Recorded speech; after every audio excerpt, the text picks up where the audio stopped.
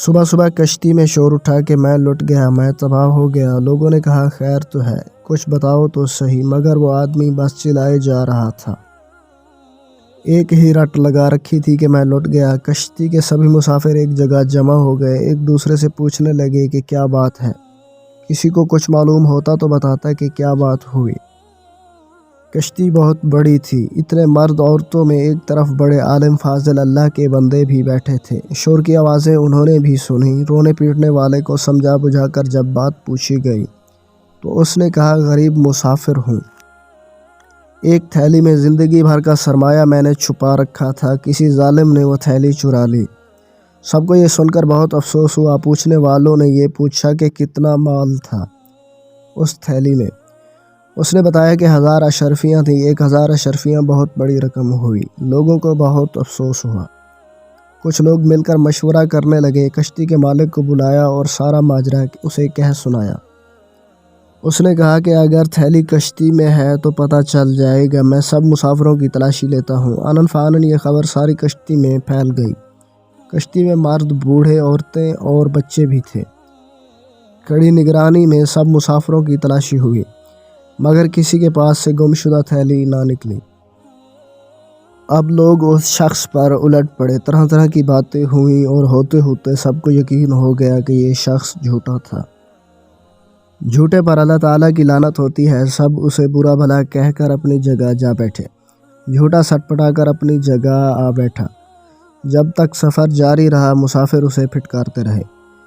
اصل میں ہوا یہ تھا کہ جب سفر شروع ہوا تھا تو یہ جھوٹا پھرتا پھراتا کشتی میں گشت کرتا ہوا اس عالم فاضل اللہ کے بندے کے پاس بھی پہنچا تھا، اور ان کے پاس اٹھنے بیٹھنے سے اسے معلوم ہو گیا کہ ان اللہ تعالیٰ کے نیک بندے کے پاس ایک تھیلی میں 1000 اشرفیاں ہیں۔ اب اس فریبی کو ہر لمحہ یہ فکر کھانے لگی کہ کس طرح وہ یہ تھیلی لے اڑے۔ جب کوئی تدبیر نہ بن پائی تو اس نے یہ کھیل کھیلا کہ سب شریف لوگ پریشان ہو گئے۔ تمام مسافروں کو تلاشی دینا پڑی۔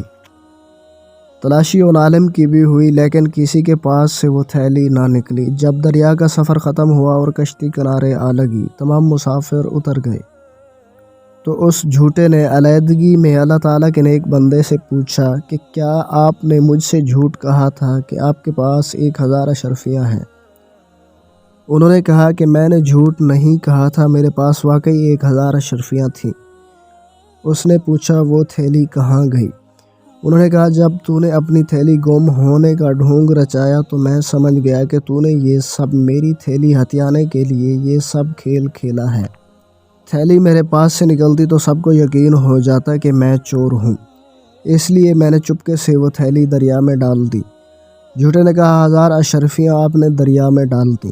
جواب ملا ہاں۔ اس نے کہا تب تو آپ کا بڑا نقصان ہوا۔ جواب ملا نیکی کا بدلہ برائی سے دینے والے ظالم دوست، میرے نزدیک اہمیت دولت کی نہیں لوگوں کے اعتماد کی ہے۔ جو حدیث نبوی صلی اللہ علیہ وآلہ وسلم کی خدمت کے لیے مجھے برقرار رکھنا ضروری ہے۔ اگر میں خائن مشہور ہو جاؤں تو میری بیان کردہ حدیثوں پر کون اعتماد کرے گا؟ اب آپ یہ بھی سن لیں یہ بزرگ کون تھے۔ یہ بزرگ امام بخاری رحمۃ اللہ علیہ تھے، جن کی بخاری شریف پوری دنیا میں مستند مانی جاتی ہے۔ سبحان اللہ۔ ثواب کی نیت سے آگے شیئر کیجیے، ہو سکتا ہے آپ کے ایک شیئر سے کسی کی زندگی بدل جائے۔ جزاک اللہ۔